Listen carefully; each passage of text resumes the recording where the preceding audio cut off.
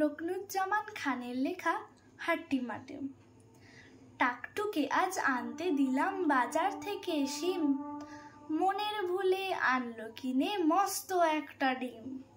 বলল এটা ফ্রি পেয়েছি, নেয়নি কোনো দাম, ফুটলে বাঘের ছা বেরোবে, করবে ঘরের কাম। সন্ধ্যা সকাল যখন দেখো দিচ্ছে ডিমে তা, ডিম ফুটে আজ বের হয়েছে লম্বা দুটো পা। উল্টে দিয়ে পানির কলস, উল্টে দিয়ে হাড়ি, আজব দুপা বেড়ায় ঘুরে গায়ের যত বাড়ি। সপ্তাহ বাঁধে ডিমের থেকে বের হলো 2 হাত, কুপি জ্বালায় দিনের শেষে যখন নামে রাত। উঠোন ঝাড়ে বাসন মাঝে করে ঘরের কাম, দেখলে সবাই রেগে মরে বলে এবার থাম। চোখ না থাকায় এ দুর্গতি, ডিমের কি দোষ ভাই, উঠোন ঝাড়ে ময়লা ধুলায় ঘর করে বোঝাই।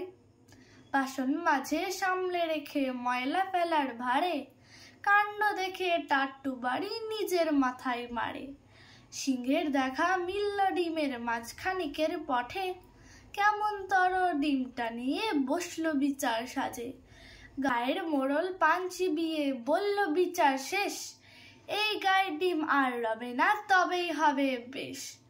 মনের দুঃখে ঘর ছেড়ে ডিম চলল একা হেঁটে, গাছের সাথে ধাক্কা খেয়ে ডিম গেল হাই ফেটে।